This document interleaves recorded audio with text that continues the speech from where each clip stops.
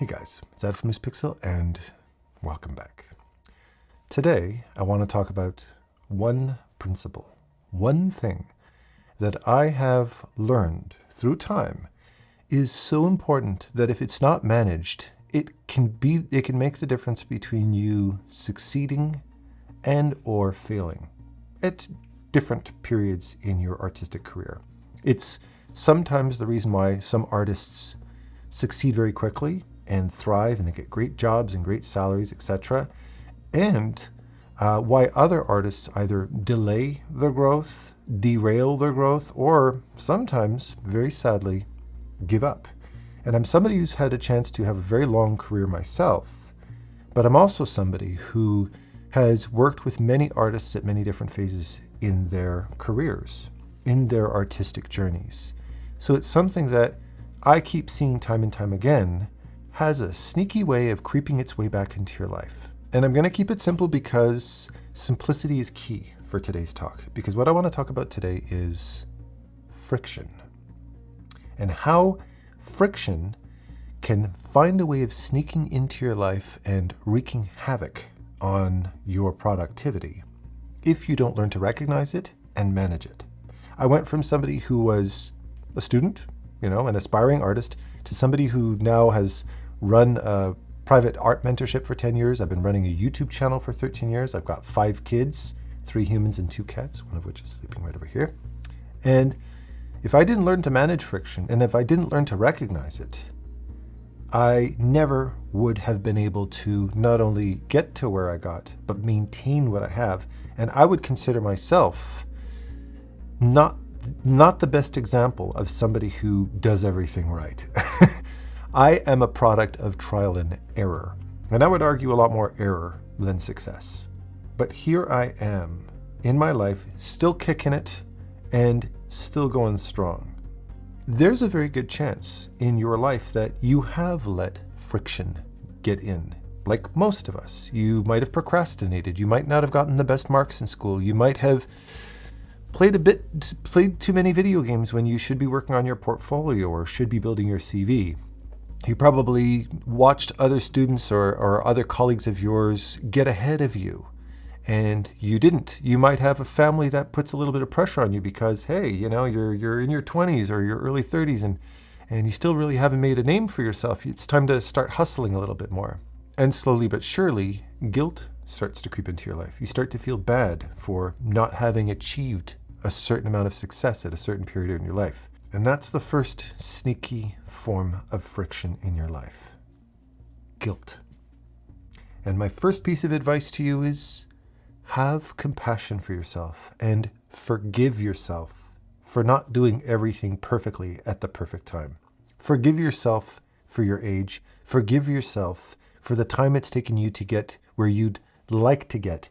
Because the longer you sit around and feel like crap for yourself and you hate on yourself, the more you're putting unnecessary weight on the process of trying to find growth in the first place. Nobody is perfect, yourself included. You're just as human as everybody else. I'm just as human as everybody else. And there have been many periods in my life where I didn't do the best I could. I didn't live up to my best potential. And at a certain point, I had to stop and say, Adam, have compassion for yourself. You're allowed to be imperfect. And officially effective today, I forgive you for not being perfect, and I give you full permission to start with a clean slate and move forward with a sense of pride and ambition. And I'm going to do exactly the same thing for you today. I, Adam Duff, give you permission to get over it. You're fine. You're perfect the way you are. You're not broken. You're not a could-have been. You're not a failure. You're perfect and effective today. I want you to focus on moving forward and let go of the past. I don't give a shit if you're 15 or you're 55. It doesn't matter, because there is no benefit to you walking around with the ball and chain of guilt on your shoulders. Try being creatively expressive and ambitious and productive while somebody is insulting you and smacking you in the back of the head and slamming a door in your face. Good luck. Yet, you probably do this to yourself more than anybody else does. So effective today, you are forgiven. Next, I want to talk about how friction can come into your life both mentally and physically. There are things that we can do that hijack our mind and our thoughts and our focus, and there's other things that we can physically do in our space that can get in the way between us and being productive. And when it comes to the mental side of it, you're probably going to roll your eyes when I pick up my phone and I say, maybe this has something to do with it, right? And I have one too. Oh my God, you have a cell phone? I have a cell phone too. Oh my God, we're like sisters. This is so cool. Social media is designed to take your attention. It's designed to steal your attention. But you can be clever about how much you allow it to infiltrate your thoughts. And a really, really good technique that I learned to adopt throughout my career, and something that I very, very recently heard as well in the book Atomic Habits, which I just read for the first time. I'm actually in the middle of reading right now. It's really good. I listen to audiobooks when I'm at the gym in the morning. He talks about access. On my phone, on your phone, most likely you have all of your favorite apps on your main page, right? You probably have all the apps you watch all the time, the YouTube, the TikToks, the Instagrams, and then some of your personal apps for organization if you're into productivity apps. I'm huge into productivity apps. But most likely, you reduce the friction between yourself, your desires, and those things that satisfy those desires. Very often, those things that you have access to, those things that you grant access to, are the things that are creating friction, that are hijacking your time and your energy and your focus when you might want to be doing something else. To add insult to injury, a lot of these social media apps, like Instagram, like TikTok, for instance, like YouTube, notice their logos are fuchsia and red and bright high contrast colors. Notice how quick and easy they are to watch. Why does TikTok do so extremely well, even better than YouTube in a lot of cases? Why? It's because they make access to it very, very easy. You don't have to exit a video and go into the next video. You can just swipe, swipe, swipe, swipe, swipe. You don't have to commit yourself to long periods of time to watch content to get to the point. You can get to the point in 20 seconds, 20 seconds, 20 seconds. TikTok understands better than any other app the value of reducing friction. So what you have to do is fight fire with fire. On my homepage, if I show you the homepage of my phone, I have 4 apps here and 4 apps here. And the only apps that I have access to are the ones that I feel bring quality into my life, either through productivity or just general necessity of use, and or any kind of leisure activity or side activity that allows me to be productive, particularly during the day. I consider my phone my productivity tool, not my entertainment tool. The only reason why I have YouTube on my main page here is because I'm a YouTuber. So I do a lot of research. I'm checking out my videos. I'm checking out other people's videos. I'm constantly researching how to improve the quality of what I produce. However, apart from that, I have only my productivity apps and my music app. And the reason I have a music app is because I use music, not really so much to distract myself, unless I'm just having fun with my kids. Usually I use music as a way to pull me into a meditative state, to pull me into a zone so I can paint or write or whatever. So on my main page, I have Rune, which is my personal music app, or Tidal. I like Tidal as well. I have Citus Link for controlling all of my lights. Nothing in this video is sponsored. I have my email app. I have Safari.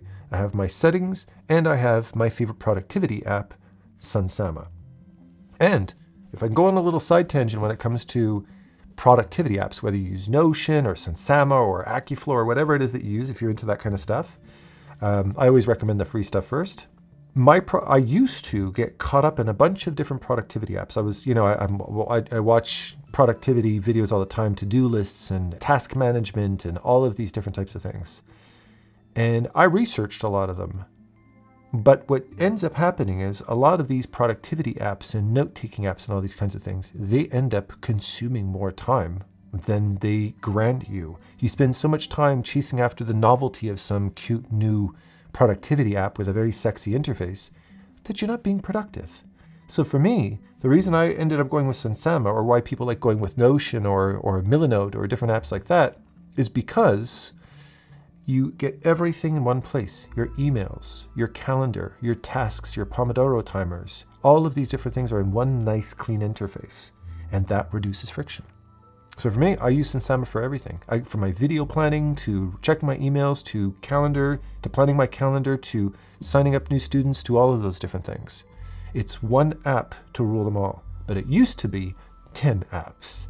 And by doing that, I just wiped out around 7 or 8 apps off of my thing.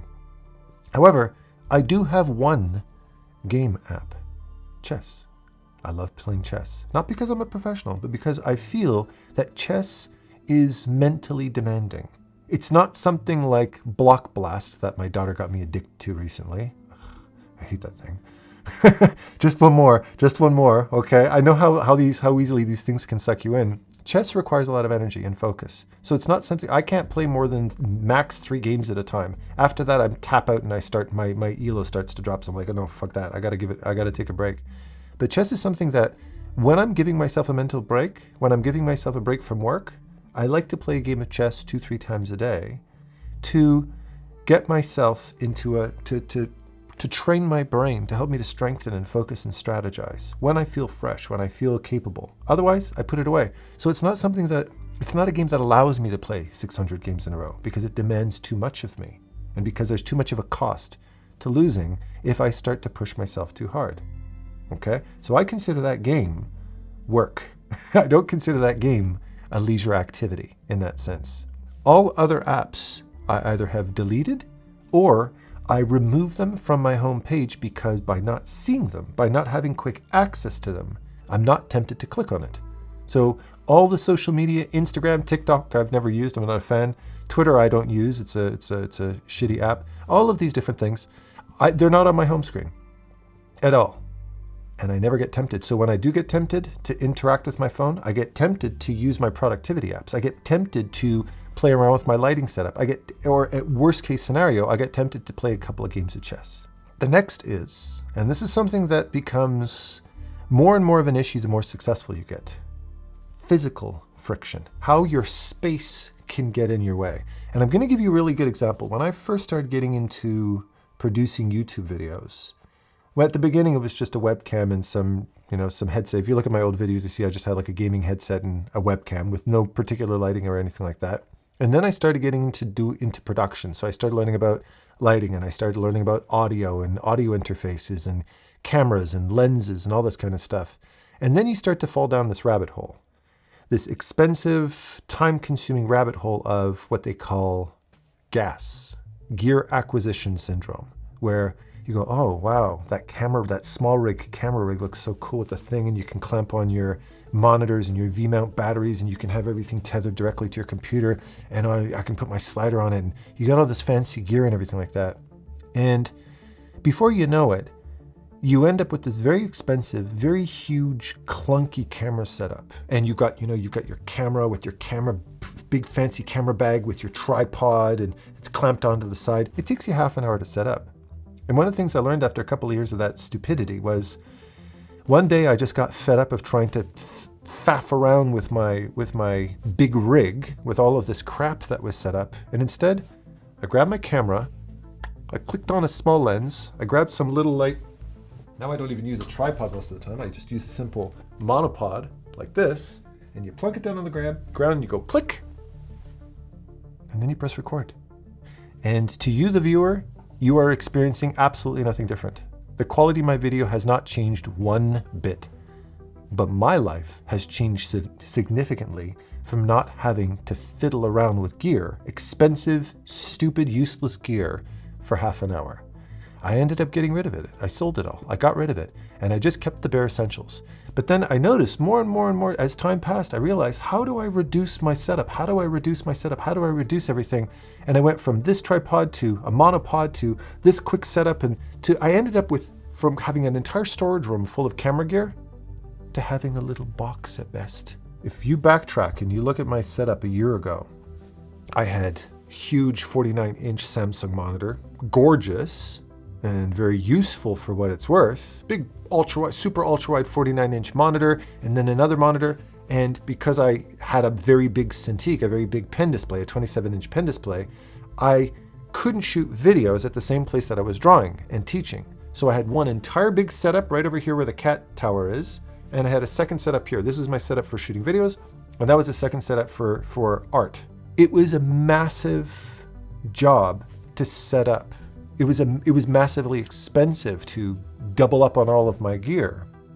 And on top of it, there was so much clutter, there was so much crap everywhere that I started to feel more and more claustrophobic in my own space.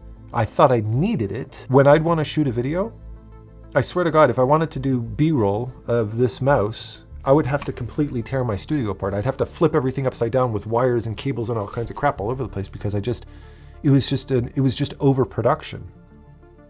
And one of the best acquisitions I ever got was the 19-inch Huion pen display. Light as a feather, little clamp, stick it on my desk when I need it, couple of plugs. When I'm done, unplug it and stick it up here. I realized I didn't need a 27-inch pen display. It's nice to have, but it really didn't make a huge difference in the long run. When I want to get serious work done, I've also got a 24-inch one right there, but it's very light and very portable. Now, I could get rid of a second desk. I gave that desk to my girlfriend, I gave the Samsung monitor to her, and I gave my extra monitors away, and I just stuck with whatever single display I like, be it one of the BenQs that I reviewed, or in this particular case, my Apple Studio display. It does everything that I need. It consolidates everything into one package, the speakers, the webcam, everything, all in one spot. And now I've got this nice big free open desk. And I realized as well, you don't need a second monitor. And if I do, I've got my iPad right over here that I can use as secondary monitor. But the whole point was to keep my footprint as tiny as possible, so that when I want to get work done, I have one computer, I have one monitor to grab, I have one device that I need to get. If I want to shoot B-roll, my tripod's under here, my monopod's over here, I pull it out, click, shoot. And on top of that, all this extra crap that was taking up the space is gone. Now I've got this nice big open space that feels very zen and very relaxing. One of the best things that happened to me was the flood. This basement was flooded in the past summer when the hurricane rain hit us, and it destroyed all the floors. So we had to get all the floors taken out, and I had to completely empty this place while they fixed the floors. And I took that opportunity to ask myself the question, if everything in my studio had gotten destroyed, what would actually matter to me? And I realized most of the stuff that I had in here, I would be happy it was gone. Like they say, like Tyler Durden says, what you own ends up owning you. And it really was starting to own me. And I felt incredibly liberated getting rid of it. I still have stuff to get rid of. I've acquired so much crap over the years, all these reviews and things that I've done. But I'm telling you, it's massively liberating to only have the bare essentials. And my productivity, all of these product reviews that I've done over the last few months since the holiday season that I did all on my own, that's a massive amount of work. It became extremely manageable. So your assignment today, my dear lady or gentleman, is to scan your iPhone, scan your environment, look around at your space, and ask yourself the question, if I lost that, if that got destroyed in a fire or a hurricane or a flood, would I be devastated or would I be elated and joyful?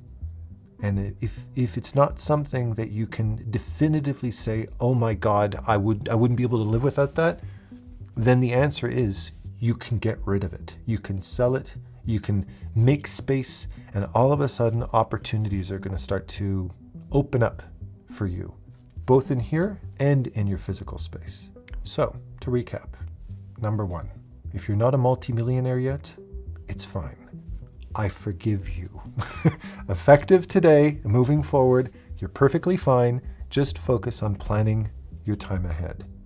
Number two, pay attention to the things that bring you friction mentally or physically in your space. Remember the rule. Make the things that bring your life value easy to access. Put those things on the home page of your phone, and everything else, either hide it or delete it from your phone. So they're not easy grabs. I even make all my phone icons, I make them monochrome. I just tint everything gray because it looks nice. It's nice and minimalistic, but it's also because the flashy colors don't attract me. I don't see magenta and red. I just see grayscale. The same thing applies to your physical space. You don't need 10 monitors. 1, maximum 2 are all you need, even if you're into very heavy video production. You don't need a 49-inch LCD screen. Although they're really, really cool, they're not a necessity. I gave it to my girlfriend, now she's got a ball and gaming PC to work with, and I don't even think about it anymore. I don't have 2 desks anymore. I don't need a 27-inch pen display anymore. A nice 19-inch when I'm teaching, and maybe I'll use a 24-inch one that I can easily plunk on the table and unplug it when I'm not using it.